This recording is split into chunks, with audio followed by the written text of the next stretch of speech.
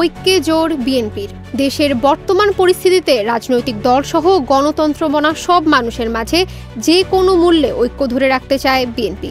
ফ্যাসিবাদের পতন হলেও গণতন্ত্র পুনরুদ্ধারের আগে তার নস্যাতে আবারও ষড়যন্ত্র শুরু হয়েছে চতুর্দিক থেকে।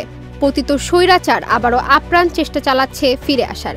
এই ফ্যাসিবাদের পুনঃপ্রবর্তন রোধ করতে হবে, অন্যথায় দেশে আবারও গভীর অন্ধকারে নিমজ্জিত হতে পারে, এমন শঙ্কা বিএনপির নীতি নির্ধারণী মহলের সদস্যদের।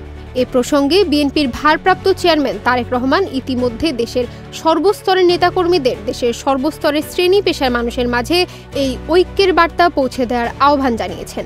তিনি বলেছেন, ষড়যন্ত্রকারীরা বসে নেই, চক্রান্ত থেমে নেই, দেশ বিদেশ থেকে তারা তৎপরতা চালাচ্ছে।